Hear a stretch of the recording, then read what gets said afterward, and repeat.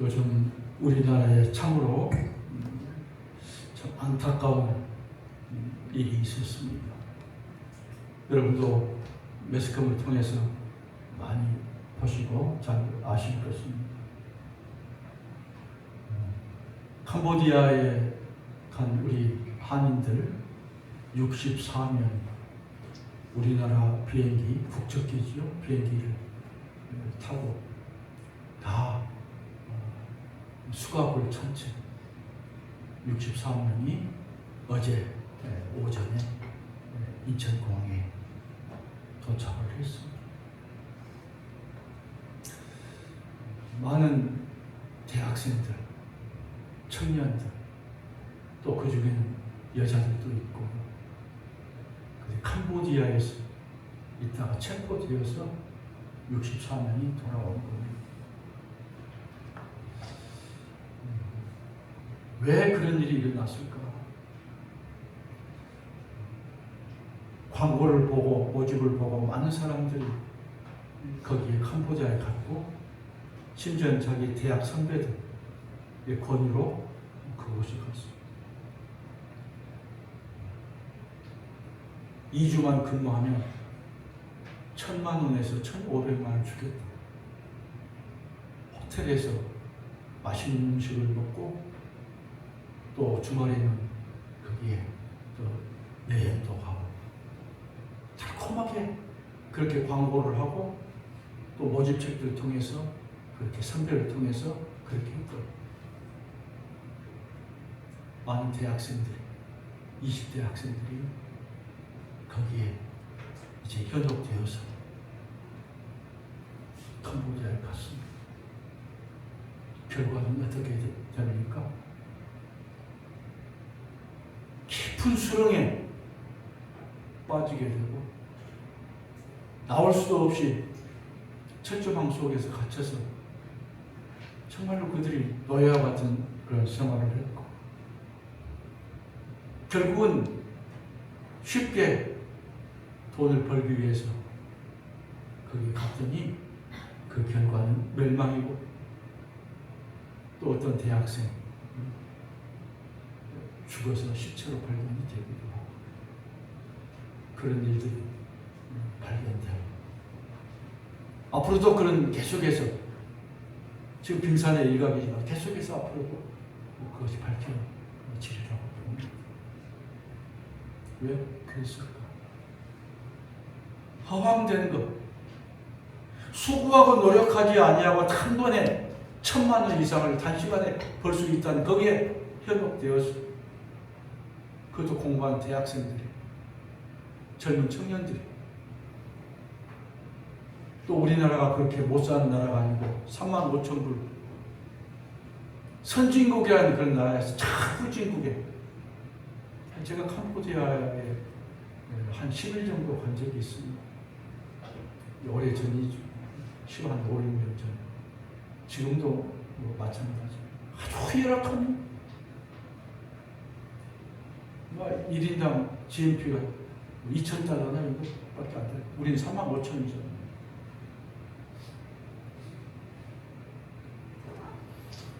그들이 가서 피해자가 됐고요. 또 피해자인 그들이 나중엔 또 가해자가 됐습니다.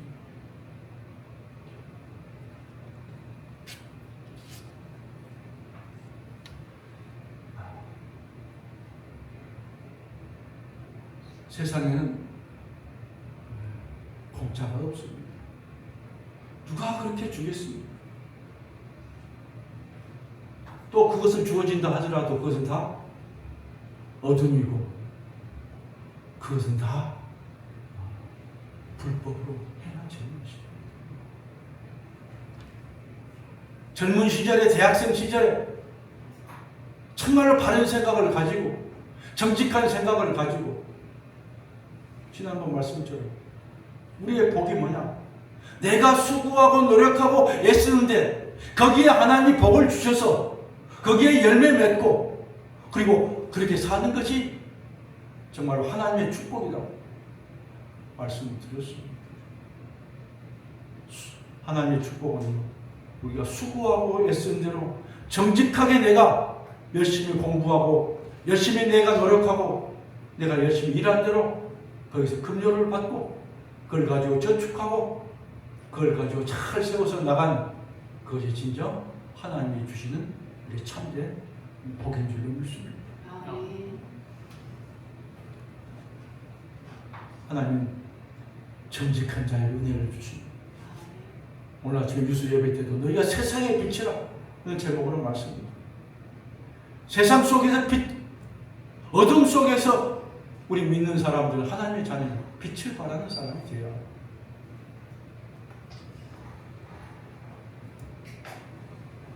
오늘 말씀의 제목은 사울의 집과 다윗의 집입니다.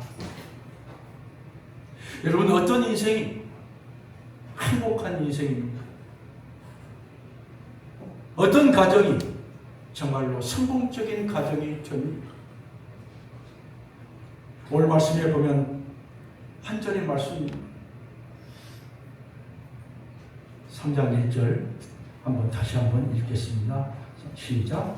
사울의 집과 다윗의 집 사이에 전쟁이 오래매 다윗은 점점 강하여 가고 사울의 집은 점점 약하여 갑니다.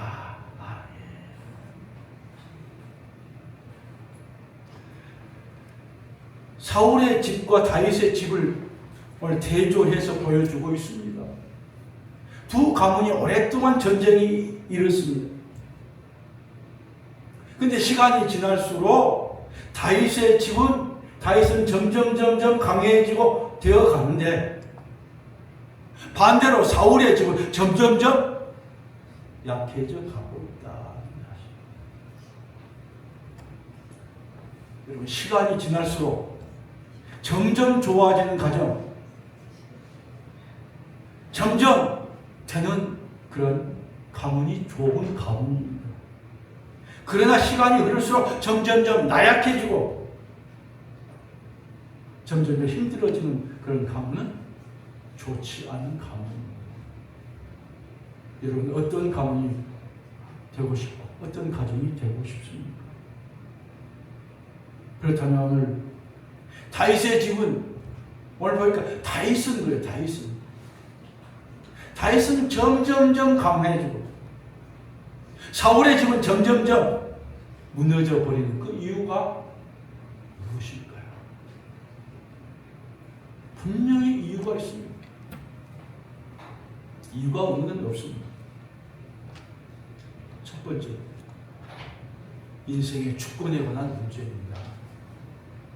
내 인생의 내 삶의 주권이 어디에 있는가? 사울은 왕이 되기 전에 매우 겸손했습니다.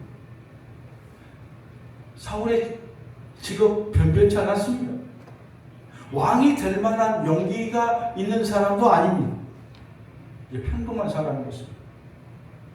그런 사울을 하나님의 선지자를 사무엘을 보내서 이스라엘 나라를 전체를 다스릴 수 있는 첫 번째 왕으로 세워주셨습니다. 사울이 왕이 된 것은 사울이 자격이 있고 능력이 있어서가 아니라 순전히 하나님의 은혜였다는 거예요. 하나님의 은혜로 왕이 되었다는 것입니다. 그런데 이제 문제가 발생합니다.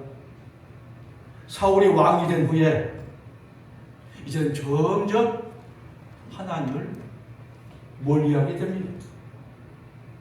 자신의 생각, 왕의 권위, 그것을 백성들 앞에 내세웁니다. 왕이 된 지 얼마 되지 않았습니다. 이스라엘을 괴롭히고 힘들게 하는 아말렉,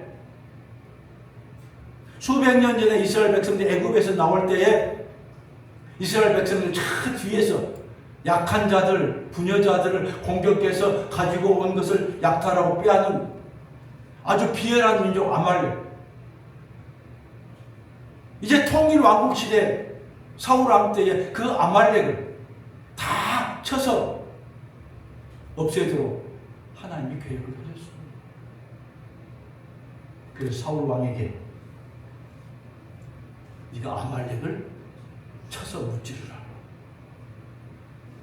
전쟁에 나가면 하나님의 말씀을 듣고 하나님의 말씀에 따라서 전쟁에 나가면 이 전쟁은 이기게 되어 있습니다. 하나님 말씀하셨고 하나님이 그들을 그 민족을 아말렉 민족을 없애버리고 진멸하라고 하는 것이 하나님의 계획이기 때문에 그 말씀에 순종하고 나아가면 이스라엘이 큰 승리를 얻게 됩니다. 순종하며 전쟁에 나갔습니다. 아말렉과의 전쟁에서 이스라엘 대승을 이룹니다. 크게 승리합니다. 심지어는 그 왕까지도 아말렉 왕까지도 체포. 왕이 체포됐으니 뭐 말할 것도 없죠. 전쟁에 이겨서 수많은 전리품을 얻게 됩니다. 사울이 굉장히 기분이 좋았습니다. 왕으로서의 첫 번째 전쟁인데 대승을 거둔 겁니다. 의기양양했습니다. 전쟁이 끝나고 돌아옵니다. 돌아올 때에 사울왕이 생각합니다. 이 큰 전쟁을 내가 이스라엘 백성들을 이끌고 나가서 이겼으니 뭔가 내가 여기에 기록을 남겨라. 그래서 거기서 돌에다가 이 사울왕 승전비를 세웁니다. 우리나라 보면 광개토왕 승전비 그런 거 있잖아요. 몇 년, 몇 월, 며칠 사울왕이 여기서 아말렉을 크게 물리치고 승리했다. 승전 기념비를 세우고 옵니다. 하나님은 그런 사울의 모습을 안타깝게 여겨보고 있습니다. 사울은 하나님의 은혜 왕이 될 때부터 된 후에 오늘 큰 전쟁 속에서 그 은혜를 잊어버리고 자신의 힘으로 자신의 능력으로 이렇게 이루어졌다, 이렇게 승리했다, 그렇게 스스로 여기고 백성들에게 자기의 이름을 드러내는 겁니다. 사울은 점점 하나님과 멀어지고 자기 중심적인 사람이 되는, 자기 중심적이죠. 자기 중심적인 사람의 특징은 뭐냐? 점점점 나도 모르게 내가 어깨가 올라오고 교만해져. 내가 이렇게 됐다. 내가 좀 됐다. 그러나 오늘 다윗의 삶은 정반대의 삶, 겸손한 삶이었습니다. 다윗은 모든 일을 할 때에 하나님을 주인 삼고 사는 삶이었습니다. 하나님을 자신의 인도자로 삼고 삽니다. 아니, 보이지 않는 하나님을 어떻게 자기 인도자로 삼습니까? 자기 주인 삼습니까? 하나님 앞에 자기 크고 작은 일들을 하나님 앞에 물어보는 거예요. 어떻게 물어봅니까? 기도로 물어봅니다. 하나님, 이런 일이 있습니다.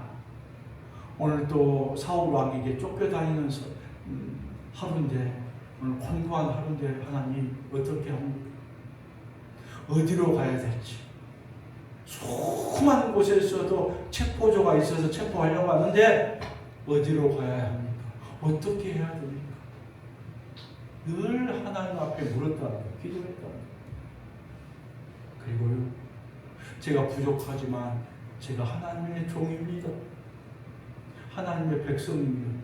그러니 하나님이 저를 붙들어 주시고 세우시고 인도해 주옵소서. 날마다 하나님 앞에 기도하면서 하나님의 인도하심을 받고, 그러면 하나님께서 말씀하시고 인도해 주시는 것입니다. 시편 23편 1절부터 3절 잘 아는 말씀 같이 합니다. 여호와는 나의 목자시니 내게 부족함이 없으리로다. 그가 나를 푸른 풀밭에 누이시며 쉴만한 물가로 인도하시는 도다. 내 영혼을 소생시키시고 자기 이름을 위하여 의의 길로 인도하시는 도다.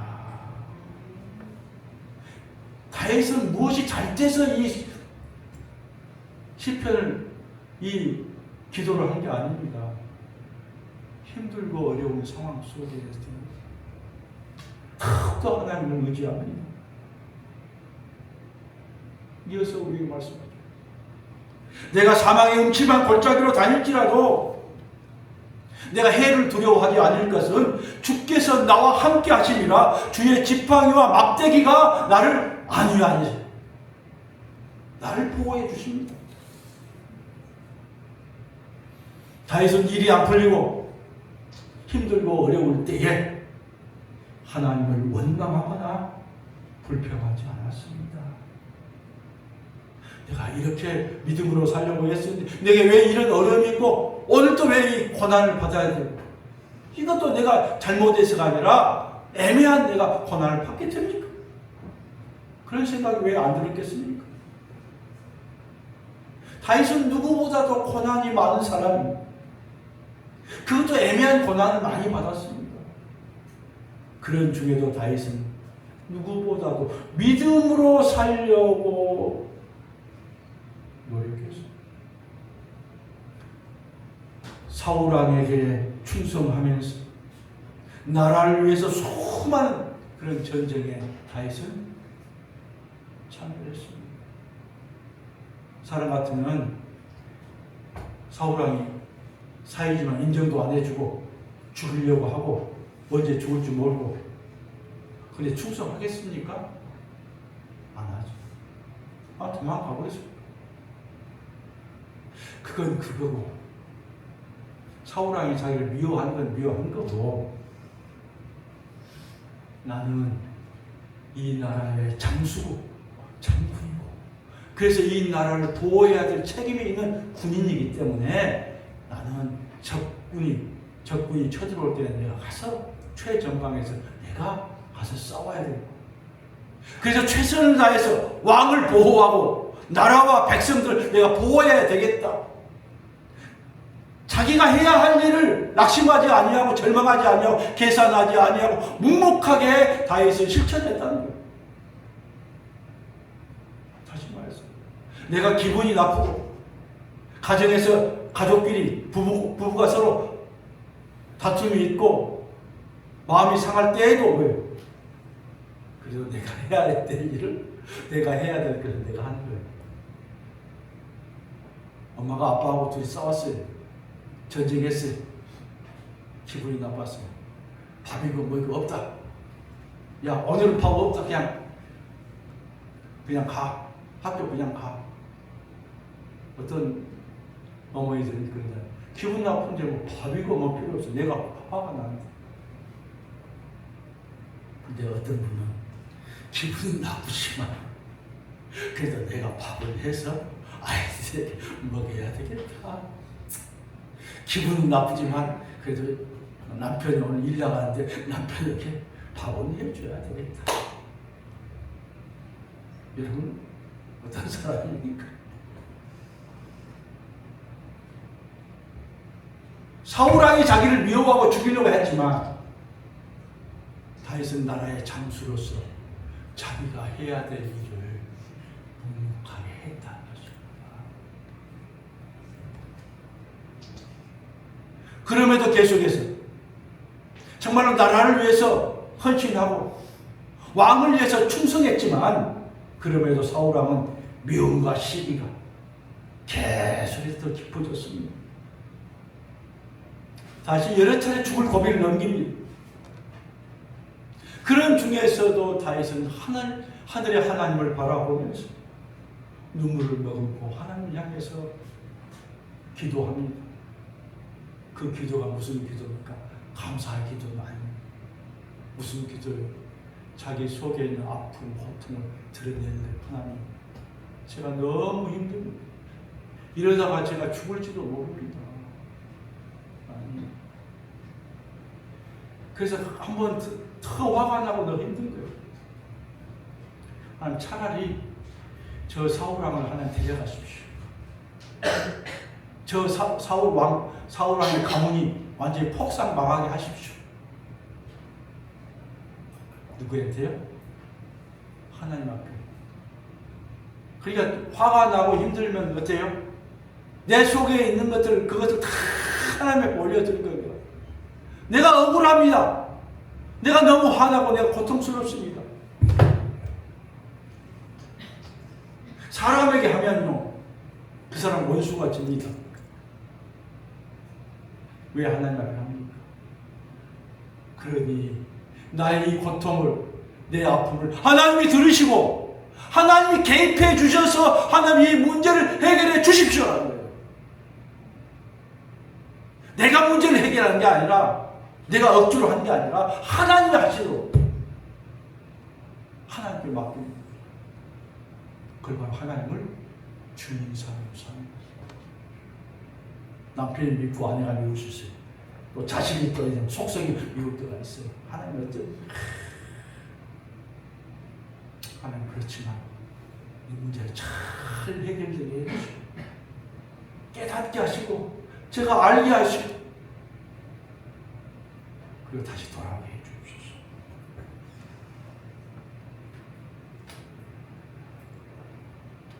다윗은 사울의 땅 미가를 자기에게 빼앗아서 다른 사람에게 시집 보내버렸습니다. 다윗의 단란한 가정 일찍이 장인인 사울 왕에 의해서 깨어져 버리고 말았습니다. 다윗은 그토록 자신을 죽이려고 혈안이 되어 있는 밤낮으로 추격하는 사울 왕을 2번씩이나 죽일 수 있는 기회가 있었지만 그는 죽이지 않았습니다. 자신의 인생을 망가뜨리고 고통을 준 사울 왕을 기회가 있었지만 이 다윗은 해하지 않았습니다. 오직 하나님의 주권에 맡겼습니다. 사무엘상 24장 6절 같이 내가 손을 들어 여호와의 기름 부음을 받은 내 주를 친 것은 여호와의 금하신 것이니 그는 여호와의 기름 부음을 받은 자가 됨이니라. 무슨 말입니까? 내가 손을 들어서 내가 칼을 들어서 여호와의 기름 부은 내 주 사울 왕이 될 때는 기름 부어서 왕이 되잖아요. 목사 안수할 때 기름 부어 왕이 해요. 하나님이 기름 부어 하나님이 세웠는데 내가 내 손으로 그를 죽이는 것은 하나님이 원하지 않고 하나님이 금지하는 것이다. 그러니 내가 그 일을 하지 않겠다. 내 생각으로 철저히 원수 뭐 하고도 남죠. 그러나 하나님의 말씀이 그러니 제가 하나님의 말씀에 따라서 제가 하지 않겠습니다. 왜? 하나님이 기름 부어 세워서 왕으로 기름 부어 세웠는데 그 왕의 자리에서 그 왕을 끌어내고 배신시키고 죽이는 것은 내가 아니라 하나님이 하신다.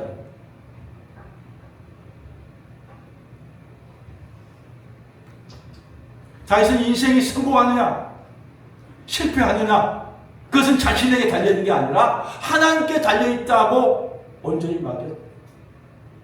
다시 앞으로 왕이 되겠다고 그 전에 사무엘 선지자가 와가지고 그에게 왕이 되겠다고 안수해 주셨어요. 기름 부어 주셨어요. 그 속에 내가 언젠가 왕이 될 거라고. 사울 왕이 있는데 어떻게 왕이 됩니까? 사울 왕이 죽고 난 다음에 내가 왕이 될 거라고 기다렸다는 거예요. 성공했다는 거예요.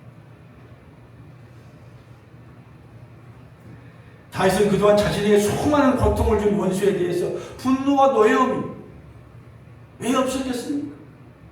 단번에 원수가 갚을 기회가 있었습니다.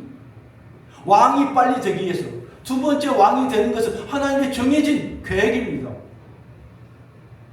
아이 기회가 왔네. 그러나 그는 자기 마음대로 하나님의 말씀을 어기지 않고 그렇게 하지 않았다.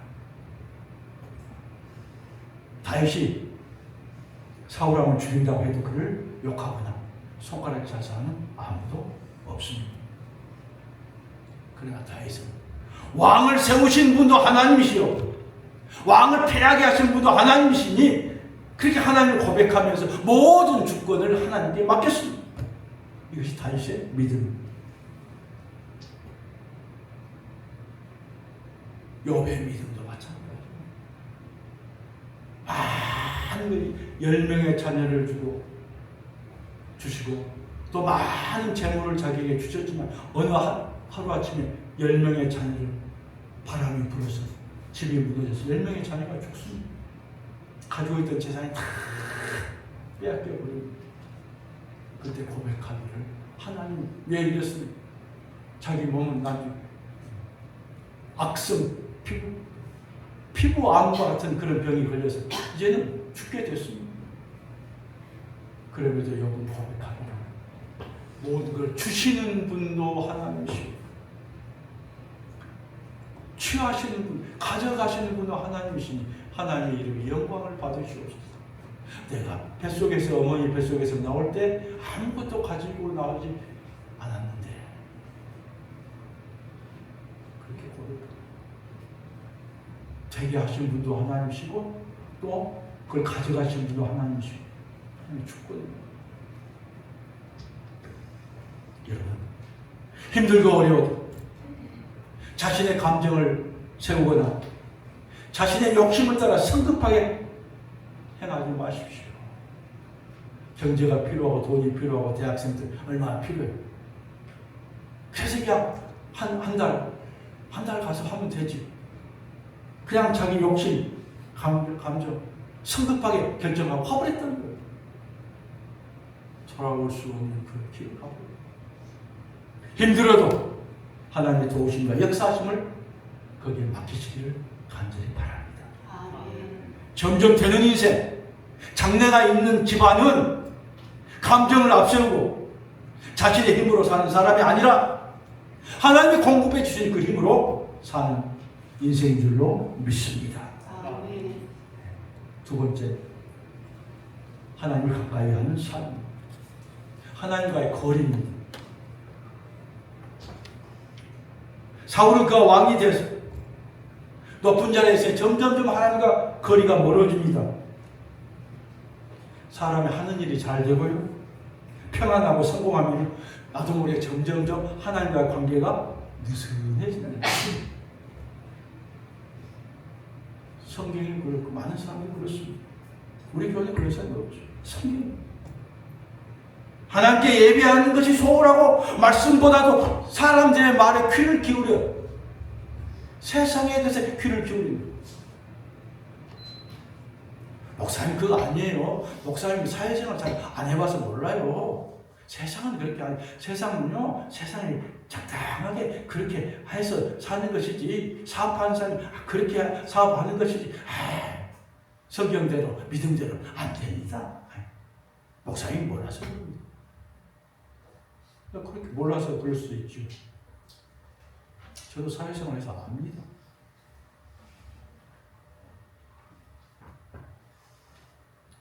하나님께 인정받기보다는 사람에게 인정받기를 더 좋아합니다. 왜? 하나님 안 보이시니까. 사람은 보이잖아요. 하나님 말씀보다 자기 생각을 앞세웁니다. 사울의 마음이 갈수록 점점점 하나님을 떠나게 됩니다. 하나님과 단절된 삶을 삽니다. 결과는 뭡니까? 하나님과 단절되면 하나님의 은혜, 하나님의 능력을 받지 못하는 결국 그 몸이 정신적인 천난이 이루어지고 악심이 들려서 심히 고통을 당하게 됩니다. 하나님과의 관계가 끊어지니까 마음이 불안해. 대통령도 불안하죠. 일이 잘 되면 계획대로 안 되니까. 무당에 가서 앞길을 묻습니다. 누가요? 사울왕이 묻는 거예요. 대통령도 무속인에게 그런 데 가서 묻고 정치인도 다 그렇게 묻고 또 경제 우리나라의 큰 대재벌 회장은 또 가서 묻는 거예요. 사울왕이 영적으로 타락한 게 결국은 블레셋과의 전쟁에서 패하고 온 가문이 다 멸망을 당하게 됩니다. 사무엘상 2장 30절 같죠. 나를 존중히 여기는 자를 내가 존중히 여기고 나를 멸시하는 자를 내가 경멸하리라. 아멘. 하나님을 존중히 여기는, 하나님 말씀을 듣고 그 말씀에 순종하고 그 뜻을 다른 사람 존중히 여기는 자 내가 그를 존중히 여기겠죠. 하나님 무시하고 자기 마음대로 사는 사람이 내가 그렇게 하는 거예요. 죄는 하나님의 말씀을 거역하는 겁니다. 아담과 하와가 하나님의 말씀을 거역하고 마귀의 말을 듣고 따라갔습니다. 그 결과 그의 가정과 그의 삶이 사망과 고통이 찾아왔습니다. 악은 하나님을 떠나는 겁니다. 악의 원인은 탐심입니다. 재물을 우상 삼고 세상 쾌락으로 일삼는 겁니다. 탐심을 물리쳐. 캄보디아도 탐심이 있기 때문에 탐심을 내가 원하는 내 분수 그걸 따라가야 되는데 돈을 따라가고 욕심을 따라가고 탐심은 우상 숭배를 받습니다. 예전에 그 광주 CBS 본부장에서 저에게 이제 그 영상이 왔습니다. 한참 신천지 한참 할 때 영상을 다녀왔습니다. 코너인데 제목이 뭐냐면 김남희 전 원장의 두 번째 폭로였어요. 김남희라는 여성이죠. 한 60세인데 신천지 교주 이만희의 다음으로 제2인자였어요. 신천지 20년 동안 생활하다가 2006년에 탈퇴를 합니다. 왜 탈퇴했을까요? 그 여인이 20년 동안 10년 동안 이만희하고 부부로 살았어요. 원래 아내가 있어요. 근데 또 여기에 결혼식을 했는데 왕복을 입고 이제 그 결혼식 사진을 찍은 거예요. 신천지에도 다 홍보가 되고 다 홍보가 되고.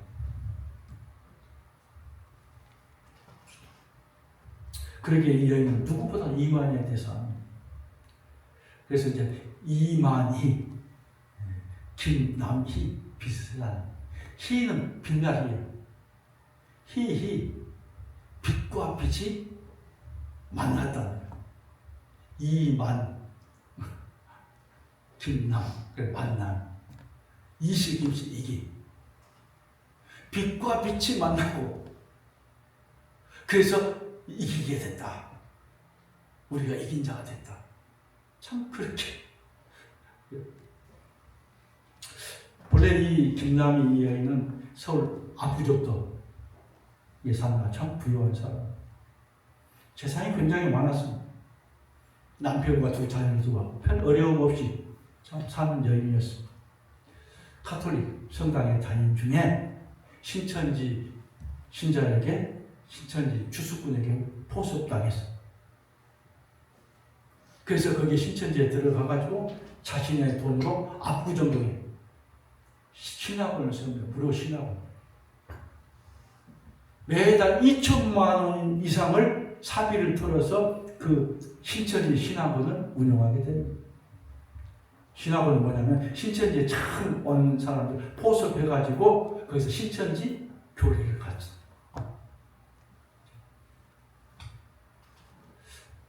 저도 신천지에 대해서 꽤 알고요. 거기에 가서 보기도 하고 그분들하고 막 대결하기도 하고. 왜냐하면 그 이전에 있었던 그 교회 우리 내 교구의 안수 집사님 한 분이 그 못하려 부장으로 있었는데 그분 딸이 전남대 다니다가 거기에 빠져가지고 그래서 거기에 이제 아주 핵심 요원이 돼가지고 그것 때문에 가서 한참 제가 가서 그들과 막 싸우기도 하고 막 그런 적이 있어요. 많이 공부하고 그들과 아주 신학원도 가보고 신학원 앞에 가고 그래 막 거기서 피켓 들고 이만희 물러가라고 광주역 카페 광우 예식장 그 옆에가 신천지 신학원이 있어요. 신학원 앞에서 우리가 성도들 우리 교우서 그때 식구들 한 80명 한 90명 제가 데리고 가가지고 막 시위하고 한 적도 있어요.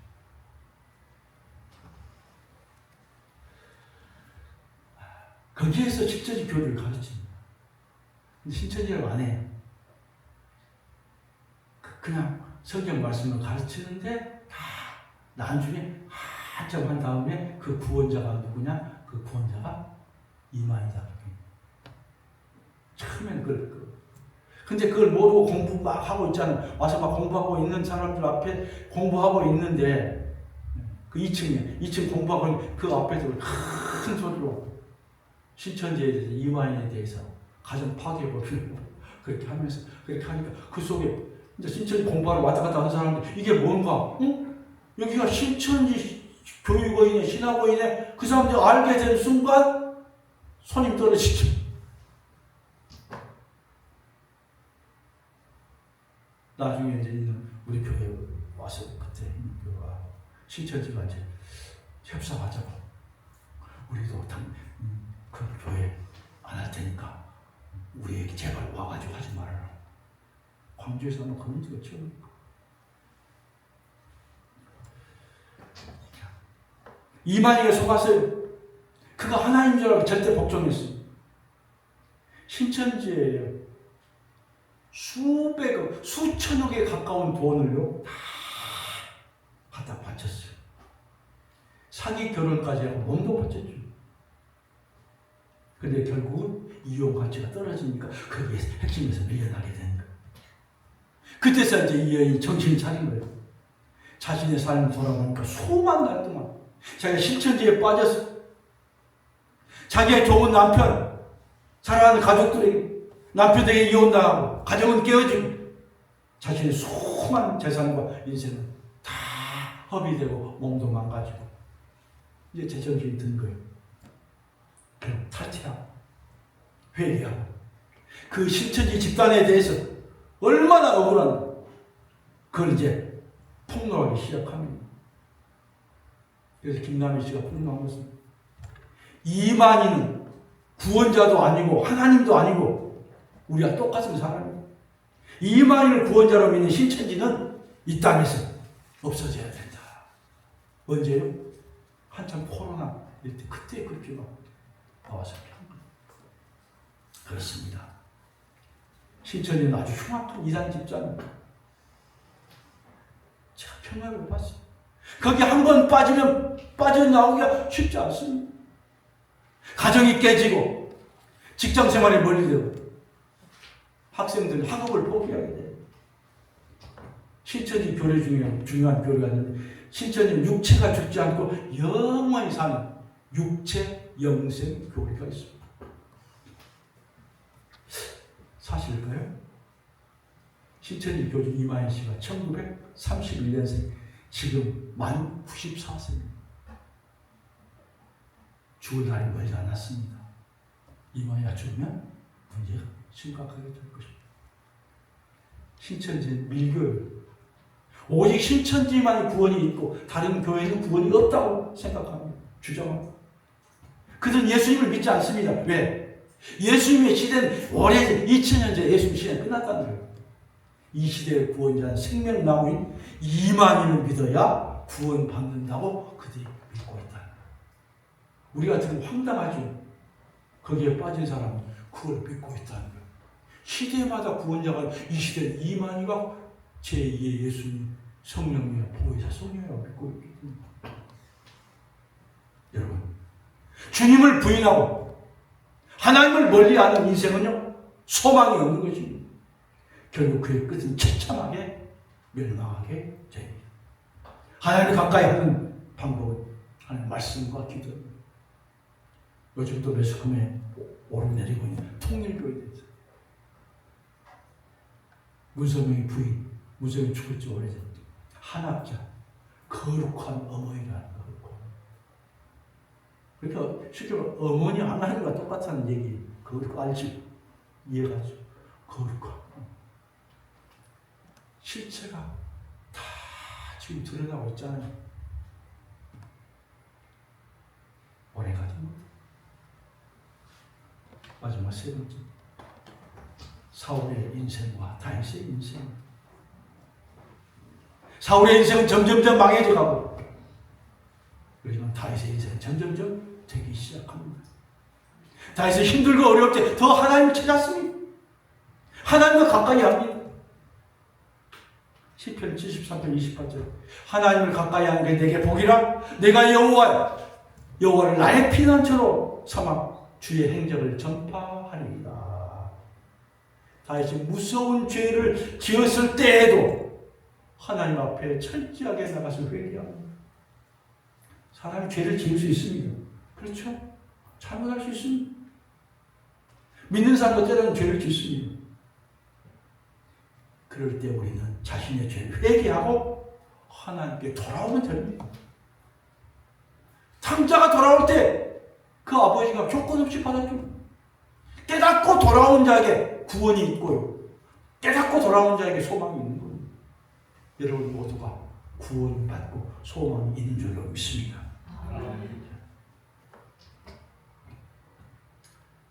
진리 가운데, 말씀 가운데 내가 이제 서게, 그때 내가 잘못 생각해서 그랬고, 이제부터는 바른 길, 진리의 길, 생명의 길, 빛 가운데서 내가 걸어가고, 말씀 가운데, 기도 가운데 걸어가게 되면 하나님의 은혜가 있고, 하나님의 축복이 있고, 함께 영광을 받게 되는 것이 오직 정직과 진실. 시편 112편 1절부터 4절입니다. 같이 합니다. 할렐루야. 여호와를 경외하며 그의 계명을 크게 즐거워하는 자는 복이 있도다. 그의 후손이 땅에서 강성하며 정직한 자들의 후손에게 복이 있으리로다. 부의 재물이 그의 집에 있으며 그의 공의가 영구히 서 있으리로다. 정직한 자에게는 흑암 중에 빛이 일어나나니 그는 자비롭고 긍휼이 많으며 의로운 이로다. 아멘. 여러분이 이런 축복을 다 받으시길 간절히 바랍니다. 아멘. 말씀을 맺습니다.